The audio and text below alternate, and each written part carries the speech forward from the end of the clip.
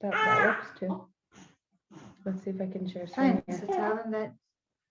So you're in. You're right. So I don't get my. It's recording, by the way. Yeah, if you're okay with that. Oh, here we go. Yay. So do you want to stay off mute? So it'll just be on now? Yeah. That's okay with you? Yeah. Okay, great. Because just so I know, like. Yeah. I think I'll stay here. That's Great. good for you. Yeah.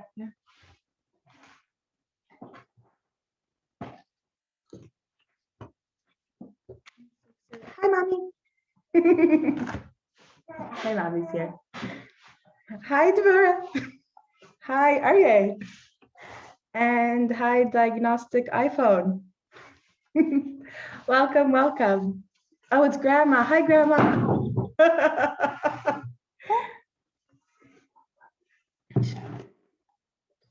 Start us off.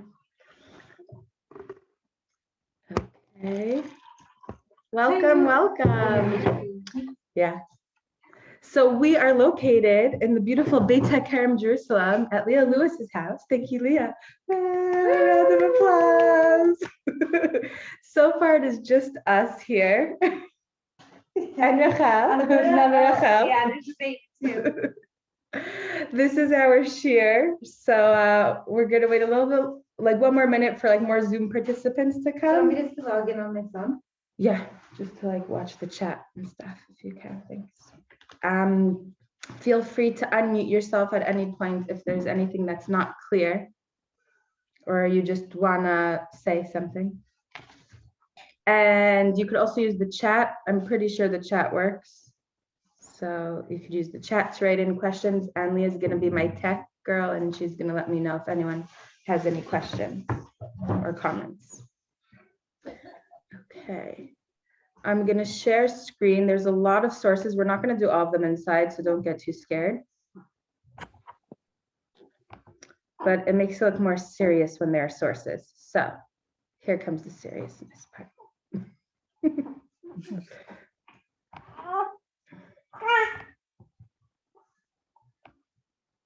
Okay. Woo.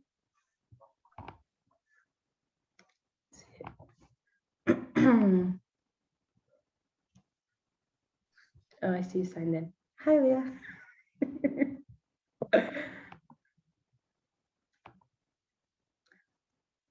All right.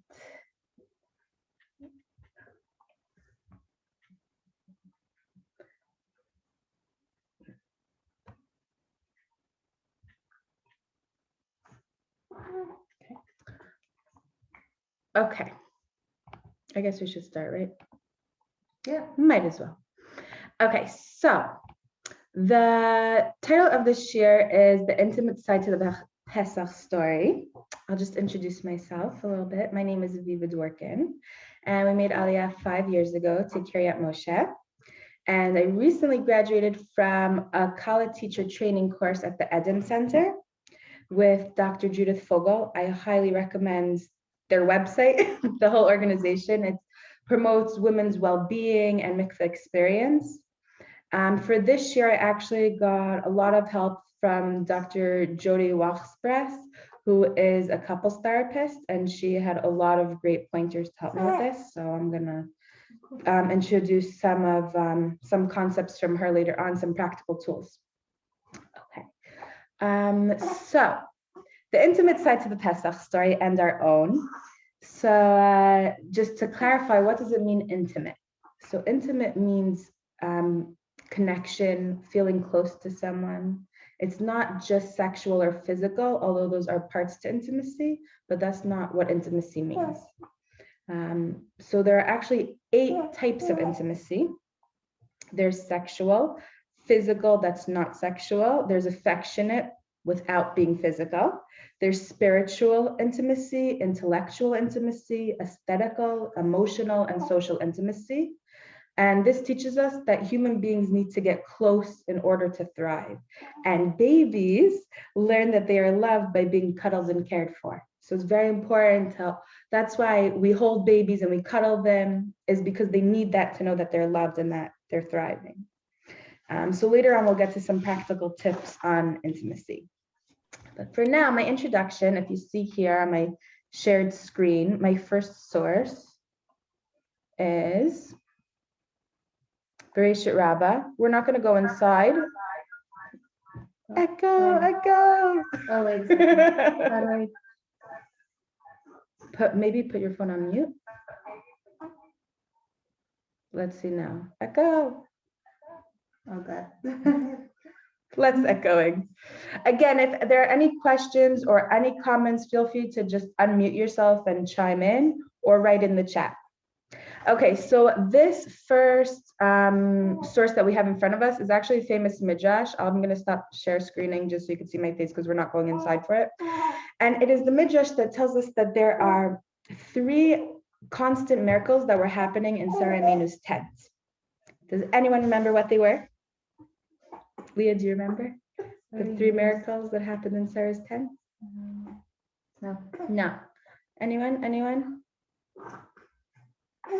So we have the Shabbos candles that lasted from week to week. What, the miracles? Yes, the miracles. So you have the Shabbos candles. What else? You have the challah Yes, so her challah was fresh from and week the to week. anan hakavod.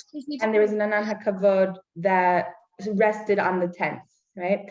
So these 3 miracles that happened in Sarah's tent, they stopped occurring when she died, and they reoccurred when Rivka Imenu came back, when Rivka Imenu came to the tent. But what do these 3 miracles have to do with anything? Why specifically these 3?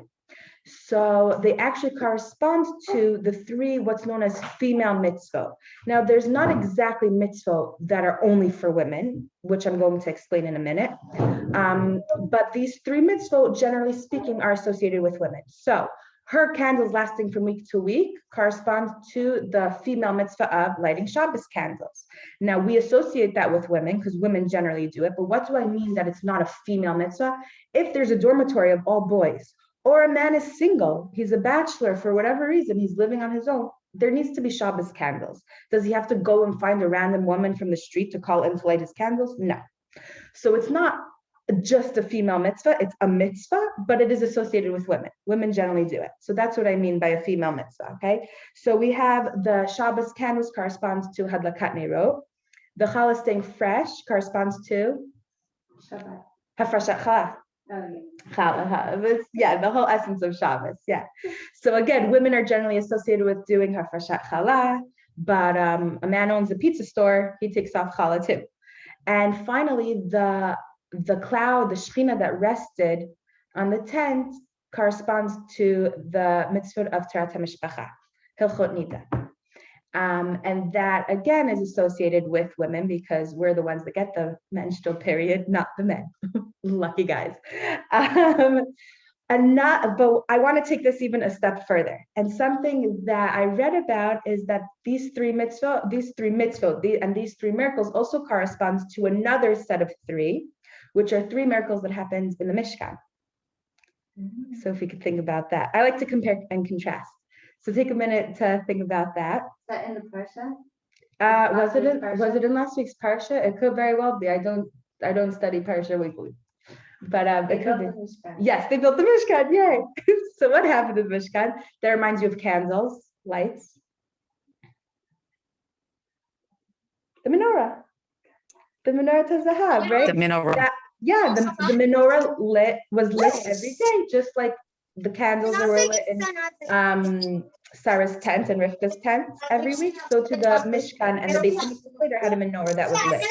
Then you also have the challah. Sarah's fresh challah corresponds to our mitzvah freshat challah, which corresponds to in the Mishkan they had the lechem hapanim, right? That also stayed fresh from week to week. And then I think maybe the most obvious is that the Shekhinah that rested on Sarah Imenu's tent, we know that the Shekhinah presided in the Mishkan and the Beit Hamikdash.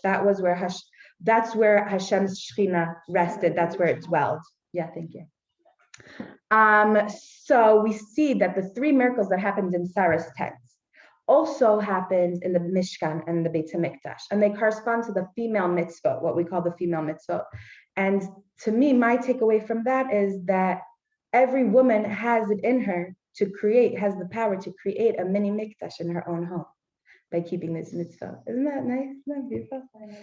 So that's just something to empower us as women, that even though we have these mitzvot that are predominantly women mitzvot, it's not a burden, but it's a privilege, it's a responsibility, and it's a tool in order to enable us to create this type of home. So I will be focusing this year on one of those mitzvot, not hafreshat challah, sorry. I usually do that. This time it will be on nida, hilchot nida. Are there any questions, comments? Again, feel free to just unmute yourself or write in the chat. My tech girl is on hand waiting to read the chat. Okay, great. So, like I said earlier, I took a course at the Eden Center to train to be a Kala teacher, and just my experience there and talking to friends and family members, I've gotten this feeling and this notion of like negativity towards Hilchot Nida. There are many misconceptions and unnecessary feelings of stress and even loneliness when it comes to keeping these laws. Like, why do we have to wait so long after we stop bleeding? Does it really matter what color the stain is? How can the rabbi say it's okay if it's clearly red? So we may also feel that if we mess up on this, then our husbands suffer the consequences. Like, it's all on me. I get all the pressure. In general, I think we all feel a sense of heightened responsibility towards our husbands relating to how we handle these halachot and how it affects him. We may feel afraid to mention that we're in nida or that we saw something. We might second guess our eyesight because of this heightened feeling of responsibility. And together tonight, I want to create a closeness between you and your spouse to make you feel like you're a team, that you're in this together, and that there's a feeling of mutual responsibility. So I really believe that a lot of these negative feelings associated with Hilchot Nida have to do with how it was taught. It's very hard to do something that we don't totally understand. But if we delve into the history of how Hilchot Nida came to be as we know it today, this might give us a better understanding. So what are we going to do now? This is the more textual part. And I have source packets if you want to look through also with me. Yes, okay. So we're gonna compare, again, I like to compare and contrast. We're going to compare what the Torah requires of us, what's written in the actual Torah, to what Chazal, the rabbis, later enacted for us to do today. And together with you, I want to find these fences. Chazal made fences in order to protect this Torah prohibition, so that we don't go over the Torah prohibition. So the rabbis made these fences. And by looking and seeing that there are all these fences built for us, we can better understand why we go so crazy over these halachot and why we actually don't have to go so crazy. Okay, and just to keep in mind, there's a really nice saying that I like to share, that those that are machmir, that are very strict with keeping Hilchot Nida, tend to be more mekil and lenient on Shalom Bayit. So when you're too strict and you take on another chumrah and another offense that wasn't there already, you make your own fence because you're so scared. And another fence, you're separating yourself, you're building these fences, and it's making you more lenient when it comes to sharing and being close with your husband. So it's something to really consider and think about when you're adding on all your stringencies. Okay, so the next source, I'm going to show it on the screen just so we look all fancy and smart. This is being recorded, so anyone that is not okay with being recorded, I'm just letting you know that now. And you could also share this with your friends after. Okay, so we're going into the history of Nida in order to show why we don't have to go so crazy today, because the rabbis went crazy for us. So here you see in source 2a, Ve'el isha benidat tumata lo tikrav legalot ervata. This is what we're trying to avoid. This is in the Torah. This is not rabbis, not Gemara. This is not later modern sources. Straight up, God telling the Jewish people that when a woman is seeing her period blood, she's considered tamei, she's considered impure, and you're not allowed to reveal her nakedness, meaning you're not allowed to have sexual relations with her. Now come, and here are some other psukim that give us a little bit more detail what that means. What does that mean, nidata, nidat, tumata? her impure nida. There are other forms of impurity for a woman that she's also not allowed to have sexual relations with her husband, and that's considered a zava. So we have two terms now. There's a nida and a zava. These two terms apply to a woman, and it's when her husband is not allowed to have sexual relations with her. We will see that rabbis are going to add fences to make sure that we never come to this ever happening. So the basic Torah version is a nida is your regular period. You need to wait 7 days. Whether you bleed or not during those 7 days does not matter. You need to wait a total of 7 days. If the bleeding stops before the 7 days, great. If the bleeding stops before the 7 days, then you're able to go to the mikveh, and then you are able to go to the mishkan and have sexual relations with your husband, not at the mishkan. Okay. There's no waiting extra. There's no cleaning. There's no checking. None of that. 7 days are up. I don't see any blood. Woohoo! We go back to the Beit HaMikdash. A zava, on the other hand, is if you see 3 days of blood and it's not during your period. You know when your period's supposed to be. This is not natural for you to be seeing this blood. That's considered a zava, unnatural blood from a woman. And that she needs to wait 7 clean days. Now, this term clean days, I'm going to clarify, clean of blood. Okay, as women, we know getting to know our bodies, especially after having babies and other medical issues, things that go on, we're not always clean in the term of clear. We have discharge coming out of us that's definitely healthy and normal. So when I say clean days, it doesn't mean spotless, it means clean of blood. So a zava, again, is a woman that sees blood that's not natural to her. She's not used to seeing this blood, whether it's an extended amount past her period or it's between her periods, and she needs to wait 7 clean days. So whenever the blood stops, she will then check for 7 days that she is still clean, and then she's able to go to the mikveh, and then she's able to go to the Beit HaMikdash. She's able to come close to Hashem and close to her husband physically. So now the question is, where did all our waiting come from? What happened? So again, the rabbis are going to put up these fences in order to protect what? In order to protect us from having sexual relations with our husbands when we're tamei. Tamei meaning when we're either in nida or in zava status. And we're not allowed to have sexual relations if we do not go to the mikveh. Okay, so rabbinic fence number 1 and 2. Here we go. Nowadays, we don't really keep track of what blood is what. It's a big mess for us. We're very busy women, whether we're working out of the home or in the home, whether we have children or not. Our minds is not, we're not mindful of our bodies. And this is what we're talking about. We're not mindful of how our bodies work anymore. So we don't know really if our blood is period blood or if it's something else. We say it is our period. We say we're menstruating. We have all the signs and everything, but we're not 100% sure. Some people have a period longer than 7 days, and they think that's still their period. When the Torah is telling us after 7 days, it's not considered period blood anymore. So again, there's, we're not really attuned with our bodies as we used to be. And so we're not really sure what blood we're seeing, if it's nida blood or zava blood, okay? So Rabbi Yehuda instituted that we wait 7 clean days after seeing blood. Okay. So basically, he's saying that any blood we see is zava blood. Uterine.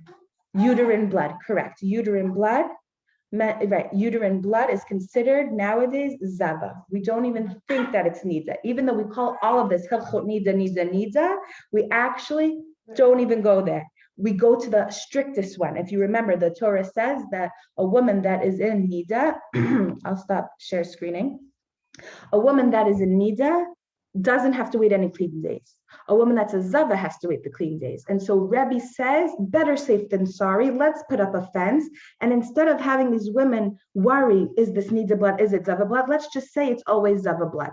And now you have to wait 7 clean days. He says this if you see blood for 3 days in a row. Must be that this is zava blood. We're going to just wait it out. however long it takes till the blood stops, you'll wait 7 clean days, and then you'll go to the mikveh, then you'll be with your husband.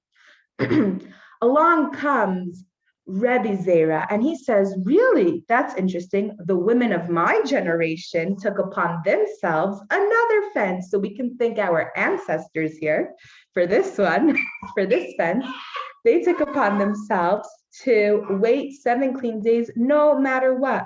If they see a stain the size of a mustard seed, we still have to wait. Even if the blood stops right after, you don't see a stain the next day, we still have to wait 7 clean days. So we can thank our great grandmothers for that. It's not 5. Yeah, Leah, good. I'm so glad you're listening. Someone out there is listening. So Leah has a great question, but we don't just wait 7 clean days. I still have to wait. If my period only lasts 3 days or 2 days, I have to wait a total of 5 days, and then I can start counting 7. Where did that 5-day come from? And actually, for all you Sephardim out there, you're not Sephardi anymore. 4 days, and then you start your 7 clean days. So where did this come from? So let's backtrack. The Torah prohibition is you are not allowed to have sexual relations when you are in nida or a zava, when you are seeing blood. If you are in nida, then you don't really wait anything. It's just a total of 7 days of being tameh, and then you can go to the mikveh as long as the blood stops. The rabbi said, forget nida. It's too confusing. We're just going to focus on zava. Everyone's a zava. No, whenever you're bleeding and it's coming from your uterus, that blood is considered zava blood. We're not going to take a chance. And therefore, when the blood stops, you will then wait 7 clean days. Leah says, what about this 5-day business? Okay, this I think is really cool. Biblically speaking, and scientifically proven, which is always cool when that happens, when a woman and a man have sexual relations, the semen actually stays inside of her for 3 days. And the rabbis say that they're afraid that the semen will interfere with this blood, the uterine blood. And so it won't be clear, it won't be obvious that this is uterine blood or what you're seeing. And therefore, after 3 days, then you are allowed to start checking to see if you are clean, and then you can start counting your 3 clean days. So the 7 clean days, thank you. Start counting your 7 clean days. So really, this is another fence. This is fence number 3. That you're already seeing, like, there's so many fences for this prohibition that we don't need to like add on another one and like second guess ourselves here. Okay, so we don't have to start thinking, is this my period? Is this longer than my period? Is this what I'm supposed to? I mean, some of us are irregular periods, right? What does that mean? It means I don't really know I'm getting my period. It could be 30 days, it could be 28 days. I don't know. It's whenever my body feels like it. So the rabbis are saying, it's okay. You don't have to know what it is, if it's a period blood or if it's zava blood. We're just going to consider it zava blood. Better safe than sorry. Now the rabbis say, if you might have had sexual relations before seeing this blood, the semen will be in you and it will interfere with this quote unquote zava blood, nida blood, and you're not going to know what you're seeing here. So better wait 3 days. 3 full days Jewishly is 4 days secularly, right? Because we go by the nights. And most people have sexual relations at night. So it only starts the following night. So it's a full 72 hours is really four secular days, 4 daylight days. Okay, that makes sense? Mathematically? Yes, question. A question about the semen. Is it about it interfering with blood, or is it about it interfering with the Hargasha? Both, exactly. So first of all, it's interfering with the blood in the sense that we don't know what we're going to be seeing if I start checking myself. But it's clear. The semen is clear, but it could interfere with other things, and therefore I don't know what I'm seeing. Maybe there is some blood in there that I'm not seeing because the semen's covering it. That's what they're afraid of. That's why there's defense. So instead of me going crazy, I'm going to start cleaning myself out to check if I'm clean of blood. I'm going to see these different colors, and I'm going to have to go run it to the rabbi. I'm going to have to go run it to the yotzei. I'm going to second guess myself. No, you don't even have to do that. Just wait. Don't clean out because it's not time yet. Wait a full 4 days, and then start checking to see if you are clear of blood, because now you'll have a good sense. You'll have a good, clear sense of that. And then you'll start counting your 7 clean days of blood. Next question. What's the next question? Because I keep saying the number 4, but we're not Sephardi, most of us. Why 5? Why 5? Look at this. We're already practicing for Pesach with all the questions. This is great. Why 5? Here comes fence number 4. Ashkenazim. The Ashkenazi rabbis made us another fence. Thank you very much. And that is that they are afraid that when we see blood for the first time, it could have been during Ben Hashmashot, which is this like twilight zone of an hour. We're not sure if it's still Monday or if it turned into Tuesday already. I saw my husband leave to Mincha, but he usually comes back after Mariv. So was it Mincha or Mariv? Like, what is this time that he's going? I might start counting it as Monday when really it started, I started seeing blood on Tuesday. And therefore I would be going to the mikveh to a day earlier than I was supposed to. So because of this question, the rabbis enacted another fence. Now, someone else that I taught this to had a great question, which was, what if I see it daylight? Like I know for sure what time it is. Like it's not questionable. Why do I still have to wait? I'm not sure about the answer to that. I think it's right. I think it's just this idea of, everyone does the same thing, so we're not confused. Just like the rabbis that we mentioned earlier said, we're all zavas, so it's not confusing for anyone. Even if you're great and you're mindful of your body and you know that this is period blood, for every reason, you're a doctor, you know your body, whatever it is, you know that this is period blood. So it doesn't matter. We're not going to do exceptions here. So the same thing, the Ashkenazi rabbis said that we're not going to do any exceptions here either. Better safe than sorry. That's why it's a fence. A fence is saying better to be safe. So we see all of these fences there that we don't have to make our own fences. We don't have to start saying, I know the rabbi said it's not red, but I think it's red, so I'm just going to wait another day. You don't have to, because look at that. You already waited that other day somewhere down the line, number 4, number 5, all these fences, you already ended up doing that. So why do that again? Why add on things that we don't need to add on to? And also this gives us the confidence to say that, okay, the rabbi made all these fences so that I can be confident with my decision. I can be confident with my eyesight. I don't have to second guess myself.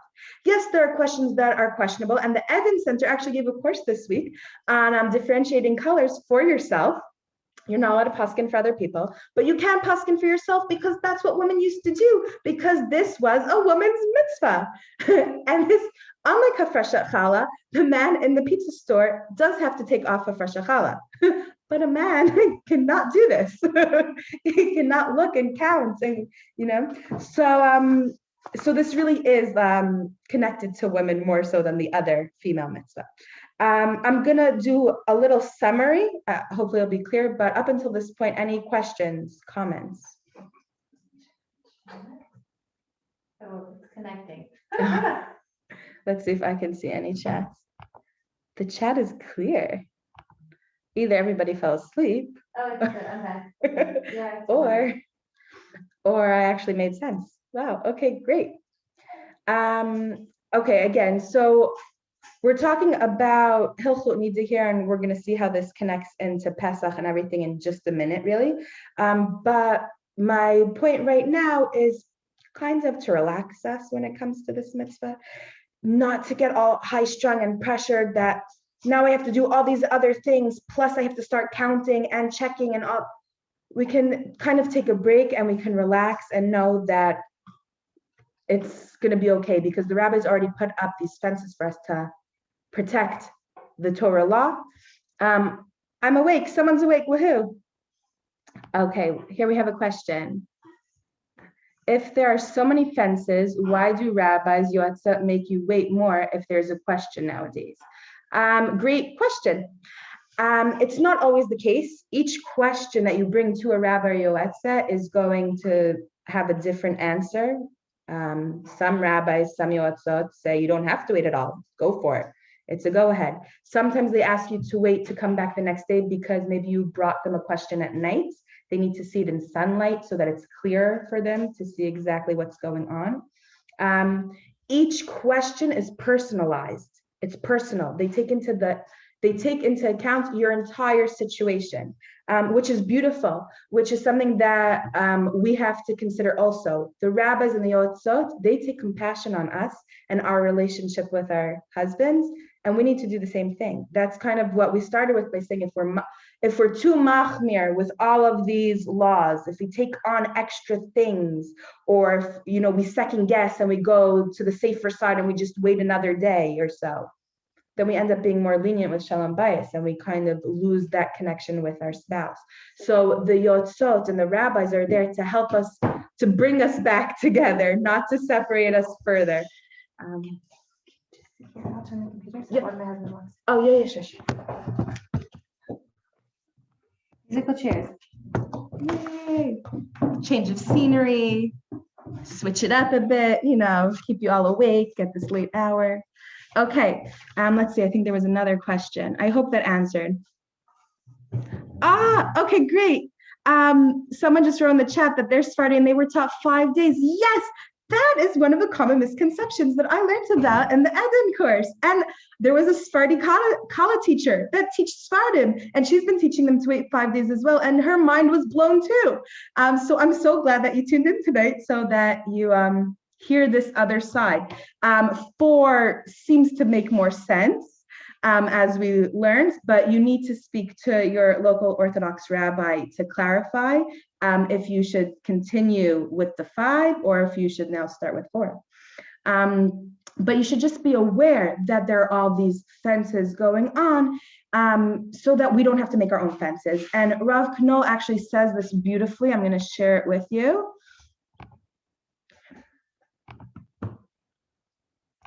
Second. So here we have what we spoke about. Here it is in writing. I did not make it up. And Rav Knoll, in his book, The Marriage Covenant, A Guide to Jewish Marriage, he says as follows. The rabbinic decrees were not meant to supplement biblical law. Rather, they were designed to prevent a possible violation of a severe biblical prohibition resulting from the confusion of the Nida rules and the Zava rules, right? We said, we're not really sure what we are. The same concern exists today.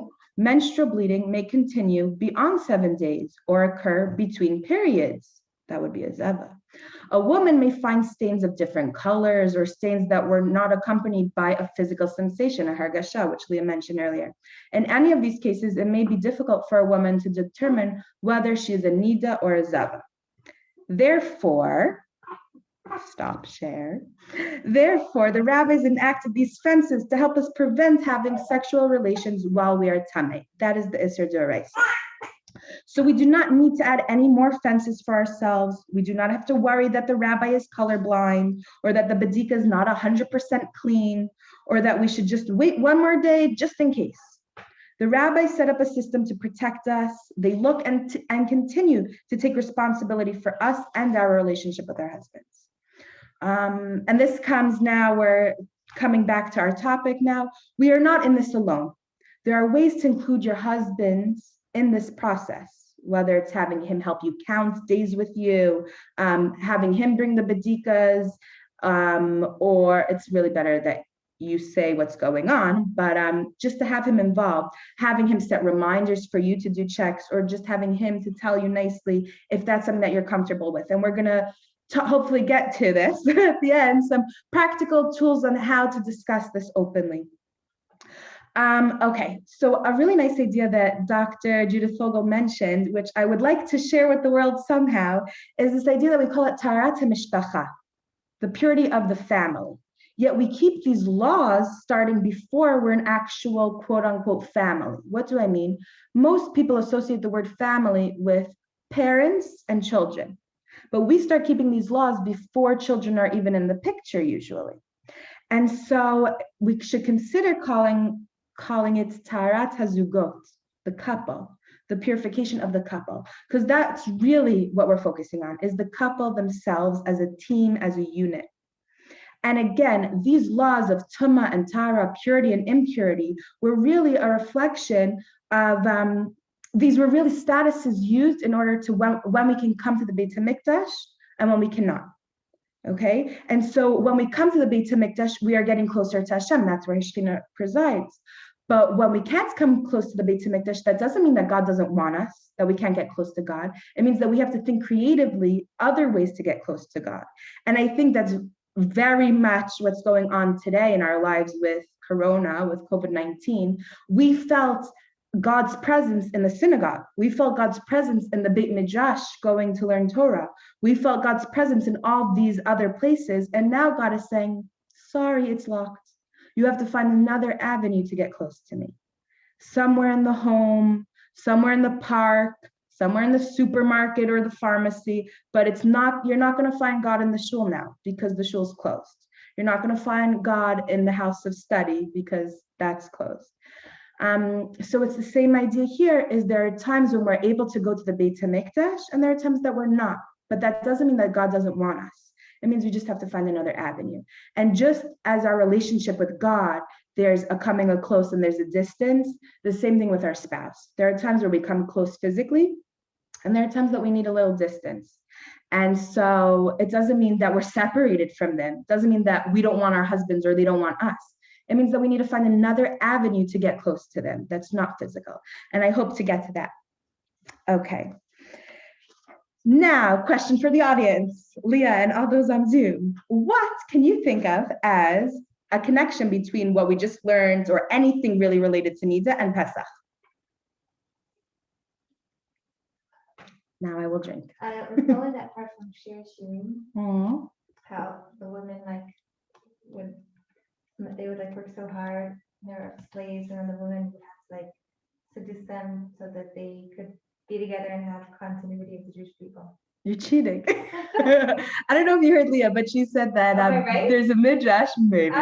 There's a midrash in Shir Shirim that talks about how the women worked so hard in slave labor, and yet they still found time to beautify themselves to seduce their husband. In the apple orchard. In the apple orchards. Talk about jumping the gun.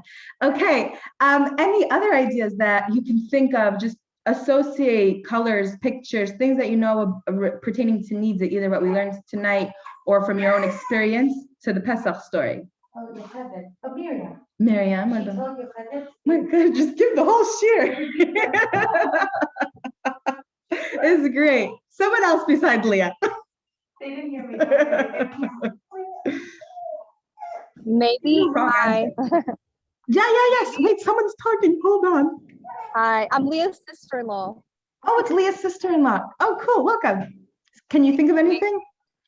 Maybe refraining from comments, is that a pause time, also refraining from being together with your husband? That's awesome. I never even thought of that one. She says, your sister-in-law, so cool that she's here. Thanks for coming. Says that refraining from chametz. So there's a time where we refrain from physical contact with our husbands. Oh, and it's also 7 days. Ooh, wow, this is great. There's really no wrong answer. It's not written down anywhere. So keep going. Very cool. Anything at all. Some ideas that I have. Blood. Yeah, blood. Hello. In the Nile. You're going into apple orchards. You're going into bread and chametz. Hello, what about blood? Makadam. I mean, this. We just spoke a half hour about blood, and no one bat an eyelash. Or maybe you're all just sleeping. It's okay. Have a good night. So there's definitely this connection with blood going on in both stories. Also water. Right? The Yamsa, the Yaor, the babies in there, and the mikvah. Moshe Bateva, right? All the kids in Israel come home with these little Play-Doh little boats with a little baby inside. Moshe Bateva. Yeah, so we have this connection of water. Also the idea of water turning to blood. So it's the status is changing. So there's a really beautiful blog on the Eden Center. They have a bunch of great blogs and sources there. You should check it out at theedencenter.com. And I put one on the source packet here. Let's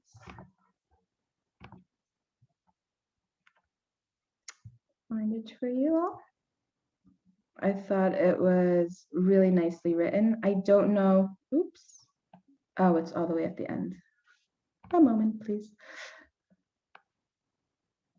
Technical. Oops.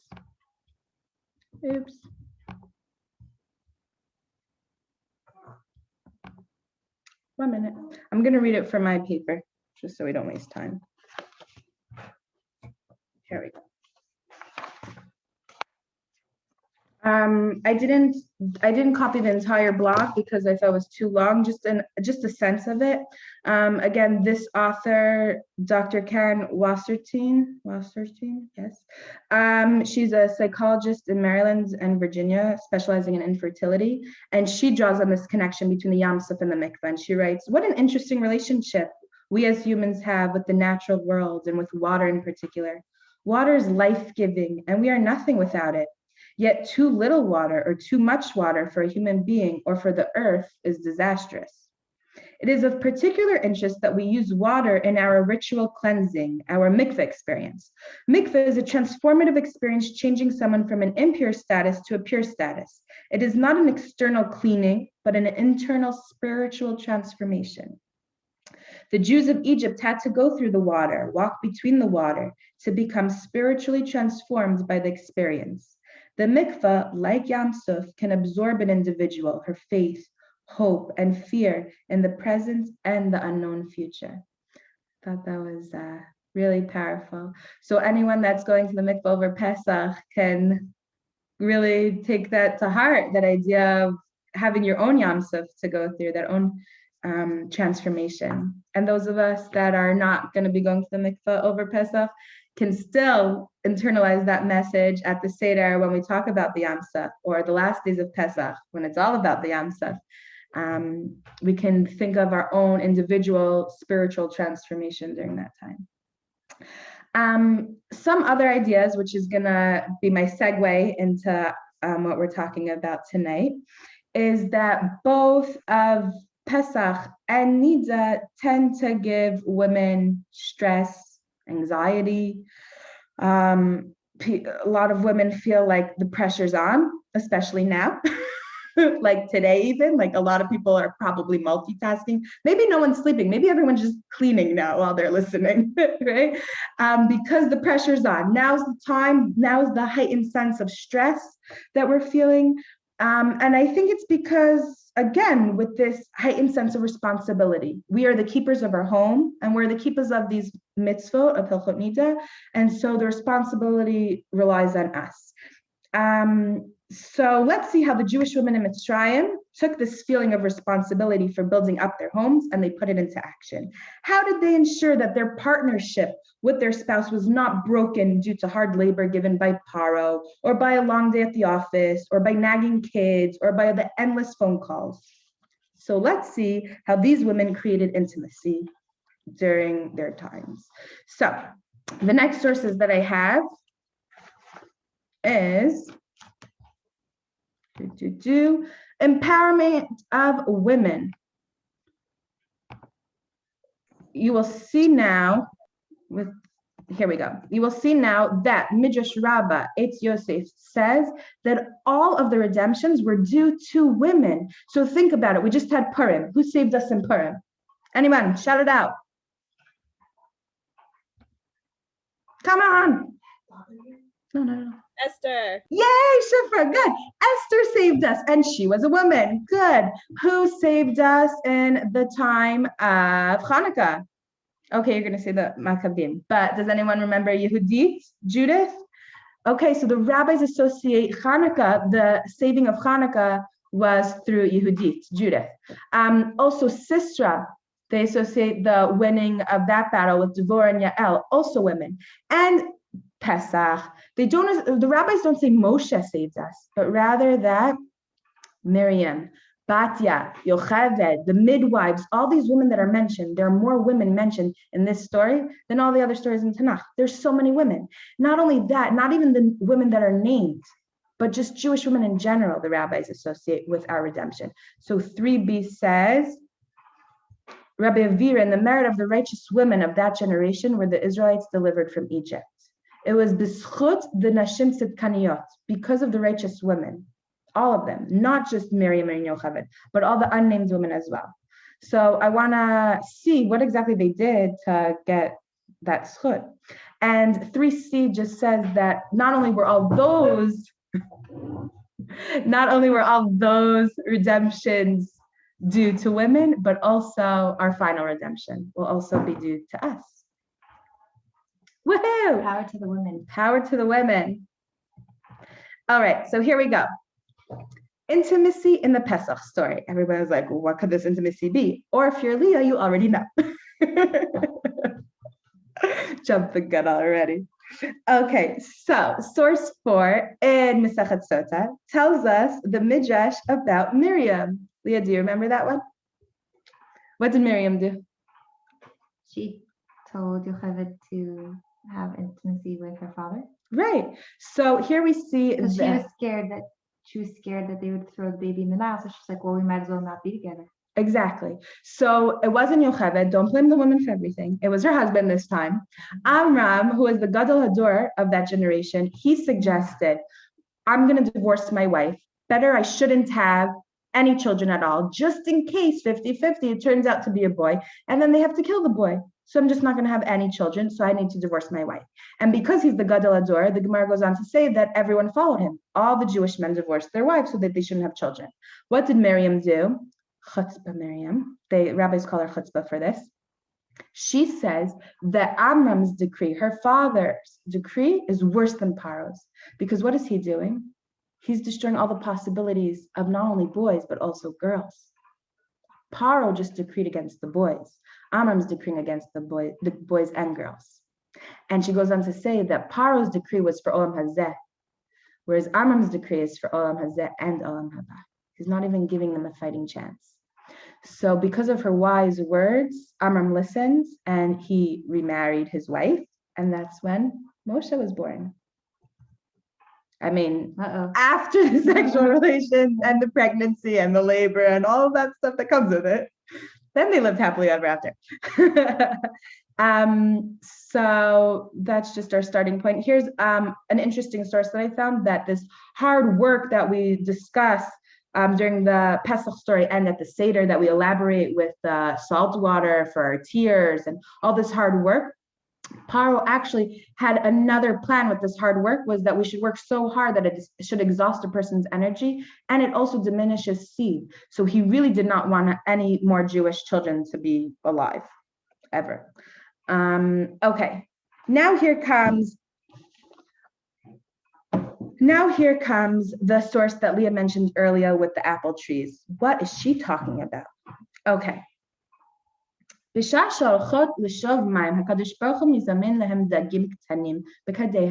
Jewish women would go down to the water and they would go get what? They would go down to the river to go fetch water, and Hashem would put in their buckets of water fish, and with these fish they would cook them and serve them to their husbands. They would also sell some of the fish to buy wine, and they would come down to the fields where their husbands are working, and they would serve them the fish and the wine, and they would bring the warm water to bathe their husbands. They would wash them, and they would cover them, and feed them, and pour them wine. This is some quotes from Tehillim. And here I have in the English, they would bathe their husbands, they would anoint them with oils and feed them these foods and wines. And why did I bold these things? Because we're already getting a sense, these things remind me of what we call the harchakot, things that we're not allowed to do when we're in Nida. We are not allowed to feed our husbands. We are not allowed to pour them wine. We're not allowed to anoint them. There are certain restrictions that cause us to be more distant from our husbands, again, in order not to come to have sexual relations during this time. But again, we are still physically distant. But this tells us also that these are examples of how to then get intimate when we are not in quote unquote nida. When we are able to be physically, when we're able to be physical with our husbands, these are different forms of creating that physical intimacy to get in the mood, so to speak. Now, if your husband doesn't like fish, so this might not work. But I just thought this is already an example of intimacy in the time of the Pesach story. They're creating that. Okay, they're creating the intimacy there. V'kivan shemitovot ba'ot lebatehen.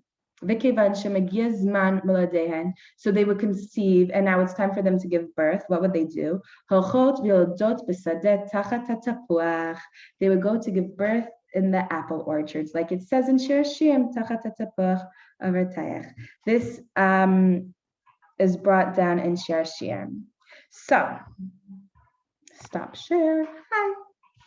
Okay, so basically we see, I'm just gonna take a minute to summarize for you, is that we saw that power to the women, power to us also, not only the women back then that saved us, but that the future redemptions are gonna come from us as well. It's in our hands. That shouldn't be a scary thing. It should be an empowering thing. It should be enriching.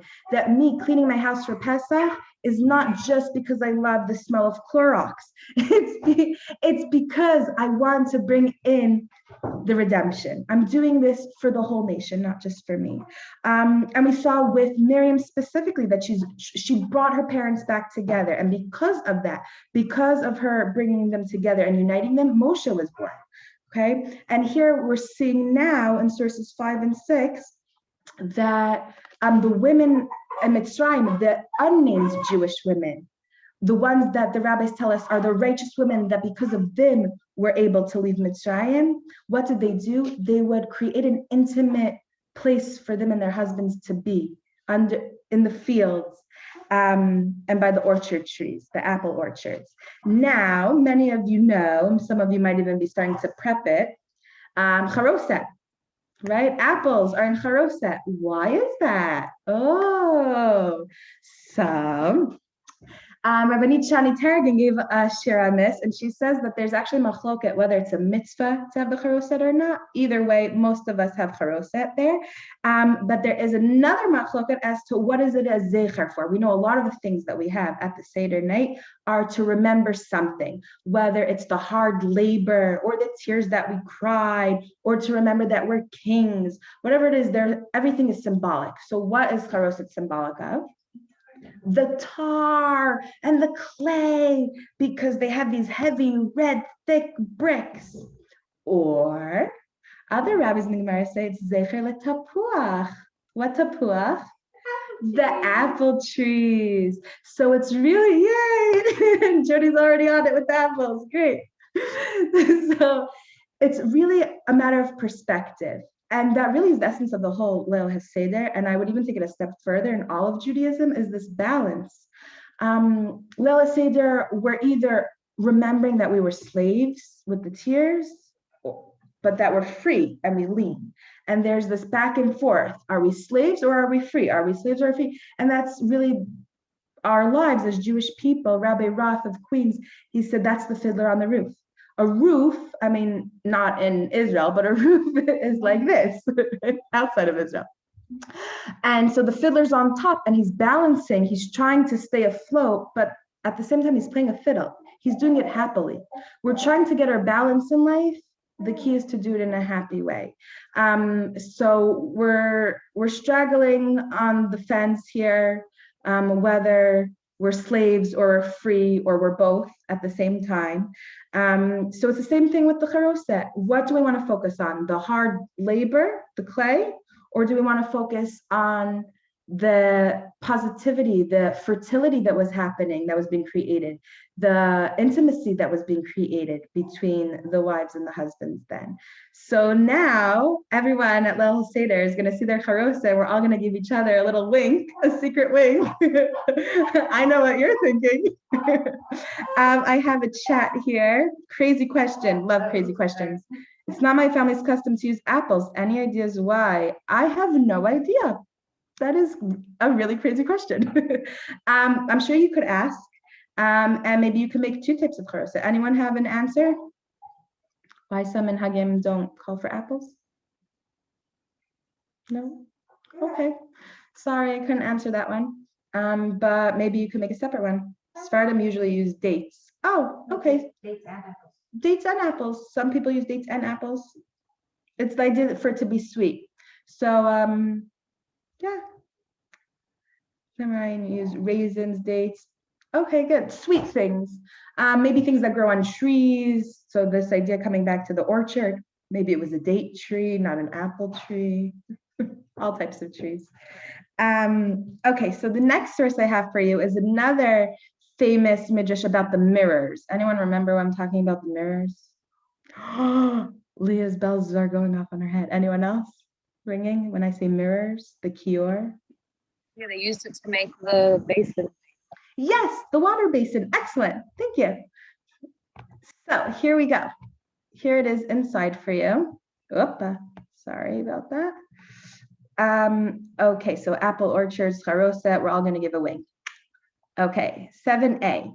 This was last week's parsha with the Mishkan. Vayas atakior nachoshet vet kano nachoshet b'marot tzvaot asher tzav'u petach olamoy. So to make the wash basin that was used at the entrance of the Mishkan, they used these mirrors, but they're not called mirrors. They're called b'marot hatzvaot, mirrors of legions. What does that mean? Okay, so here we have Rashi. I do not have it in English for you, so I will do my best to summarize also because it's getting late. So I'm going to summarize this one for us. These were the same mirrors that were instrumental in the survival of the nation. That's how Art Scroll puts it. Because of these mirrors, our nation survived, and that's what it means, marot suvaot. These are the legions came out from these mirrors, that generations came out from these mirrors. Because these are the mirrors that the women used, wait, before that one, the underlined words over here are saying that these are the mirrors that the women in Mitzrayim used. What did they do? When their husbands would be out working very hard. Right, we saw that midrash that they would come down and bring them the food and the wine, and these gave us ideas. Oh, maybe tomorrow I'll visit my husband at work and bring him a bottle of wine, or I'll go out to lunch with him. These ideas of creating intimacy, right? But what else did they bring? V'notlot hamarot. They would bring them mirrors. And they would each look at the mirrors with their husbands. Now, I remember learning this thinking she would look in the mirror, put on her makeup, and then go out to the field to meet her husband, like on a date night. But it says here that she actually brought her mirrors with her, and both of them would look in the mirrors together. And they would flirt, saying, I'm more beautiful than you. And this would arouse the husbands. So they would look at it together, and Rabbanit Shani Targin emphasizes this point. And here it is again in Midrash Tanchuma. They would bring it and they would look at it in Baalehen, together with their husbands. And they would each say, Ani ne'emimcha v'zelmer I'm more beautiful than you. This would arouse them. They would be fruitful and multiply, and Hashem would make it so that they would conceive. And so here is yet another example of bringing intimacy, being flirtatious, looking at mirrors together. It's also that it's seen as a romantic gesture what they're doing here with the mirrors, and the emphasis is that it's together. But even if we understood it how I understood it back then, as she looked at it before leaving the house, I think that's also important. It's important that as women we have self-esteem, we have good self-esteem, we have high self-esteem, we think that we're beautiful, because if we don't think that we're beautiful, then how are we supposed to make our husbands find us attractive? We have to find ourselves attractive first. So I think mirrors are important. We see the Midrash actually starts off by saying, Rashi starts off by saying that Moshe didn't want to use the mirrors because it brings about the Yetzer Hara. And Hashem says, Chavivin, these are my favorite. It's not that the women used it in a manipulative way to be cruel. The opposite. They're using them to give themselves self-esteem, to boost up their self-confidence. I should look beautiful for my husband. And not only that, but they use it as a tactic to be intimate with their husbands. I think also by using a mirror, it leaves less distractions because they're focusing on themselves in the mirror. And I think that's going to be one of our tools that's going to come up, is less distractions, to focus on one another. Another really interesting idea that was brought to my attention, and Rashi brings it. Here's that long Rashi without the English. Sorry again. The nasa kior mehen, the kior was made for them from these mirrors. Shehu lasum shalom ben ish lishto, because these mirrors are meant to bring peace, shalom bayis. How so? The waters used from the kior are the waters that the sota is supposed to drink from. A sota is a woman that is accused of having an affair.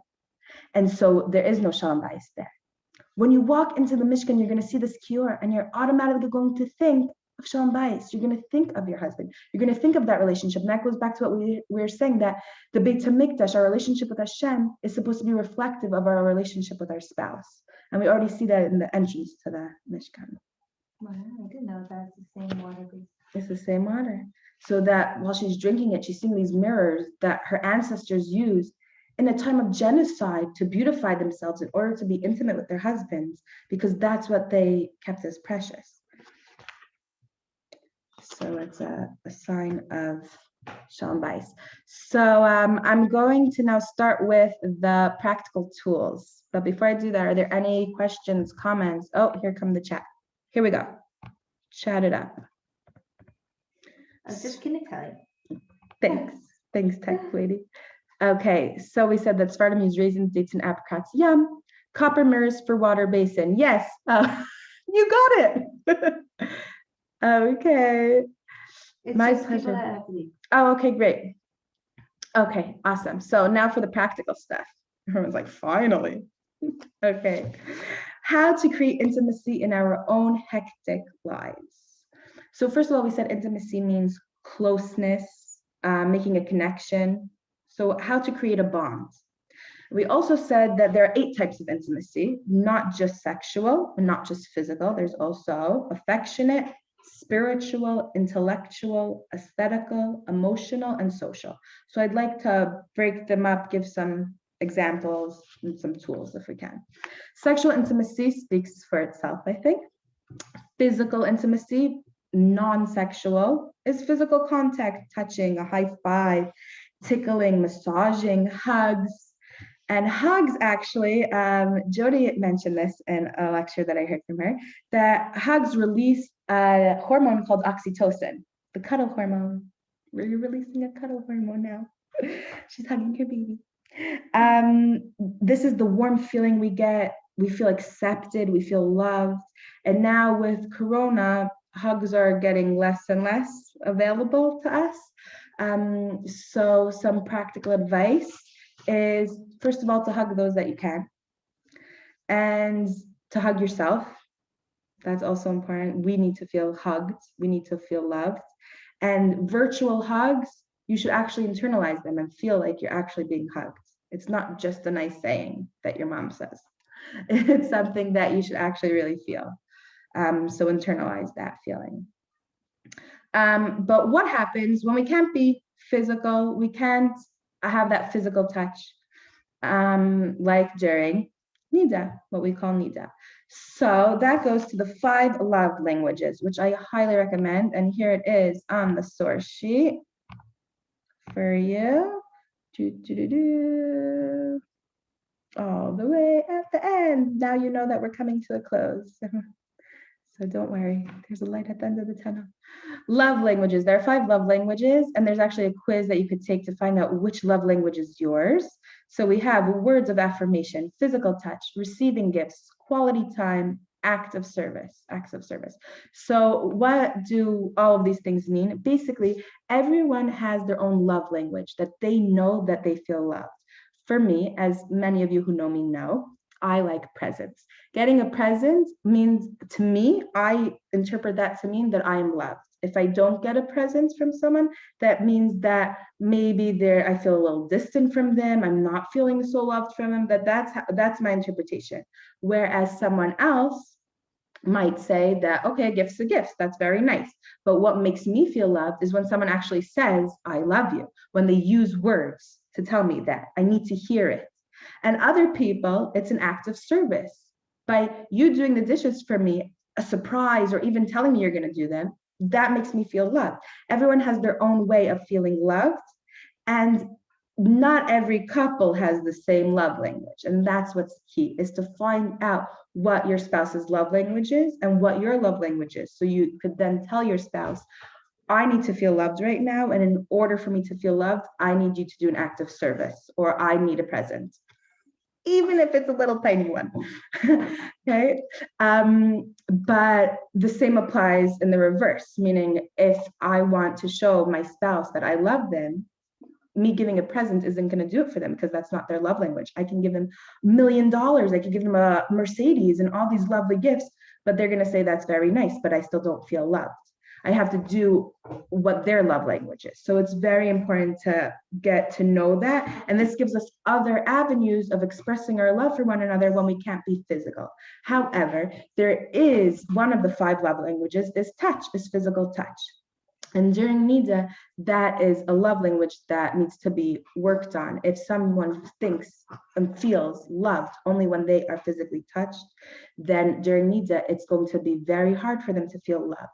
And that's why we need to explore other avenues. We shouldn't only focus on one love language, but we should try to find other love languages that speak to us. And our love languages can and will change over time, over the course of a day even. Right now, I don't need a gift to feel loved. Right now, I really need the dishes to be done.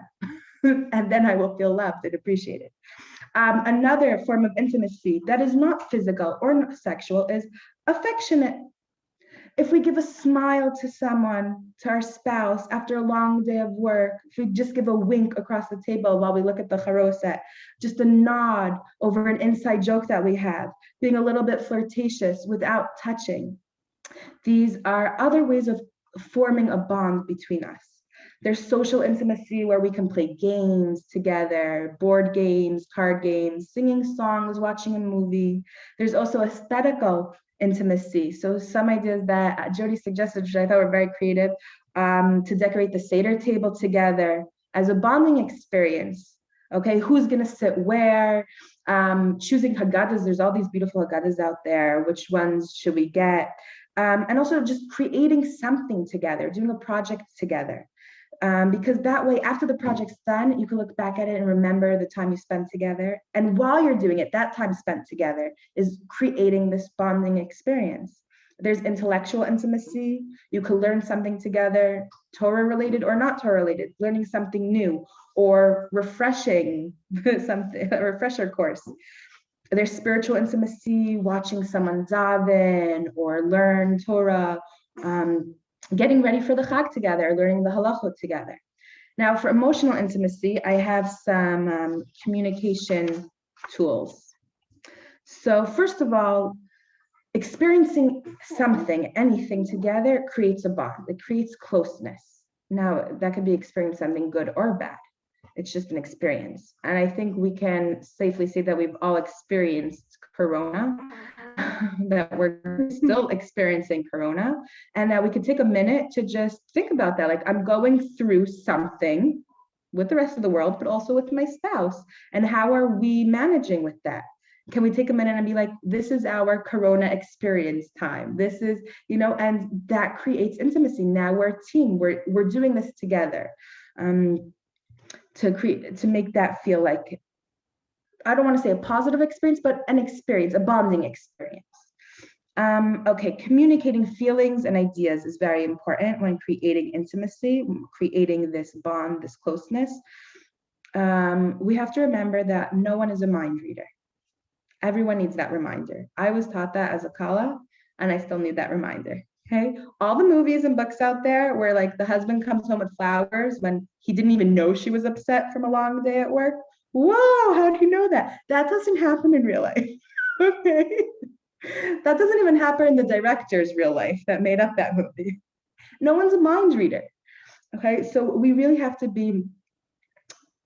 we have to know that so that we don't expect that and then be disappointed when the surprises don't come. We have to choose the right time and place to communicate our feelings, not just whenever it pops up in our head is not a good idea. We should try not to bring up criticism during a fight. That's the wrong time because it's not going to be internalized. The person that's getting criticized is not going to want to implement any change during that time. Fire to a flame. Yeah, it's adding fire to the flame, exactly. Also, when talking, there should really be no distractions, and it's very hard nowadays. But that is really important because then everyone feels like they're being heard. Also, a great tip is to write down notes so that you don't get sidetracked. You do that. It's so smart because then you stay on course and then you know that you got all your feelings or all your questions or all your concerns, whatever it is, out and open, and you were able to share it all at that time that you designated. And don't forget to use I statements. I feel this way when you do X, Y, and Z. I need to share something with you. Saying I need to talk or we need to talk sounds a little bit scary. So sharing is a little bit softer and easier to hear. So there's something I want to share with you. Also, listening is very important. I was told that nowadays people listen like this. What are they doing? They're waiting to talk. They're not listening. They're just waiting. There's a difference between waiting and listening. They're thinking of their response and they're waiting for you to shut up so that they can just say what they want to say already. That's not listening. Listening is showing active listening. It's not just waiting and it's not multitasking. It's without distractions and actively listening. It's very important when building intimacy and creating an intimate moment to be able to express concerns, fears, expectations, needs, express desires, and express curiosity.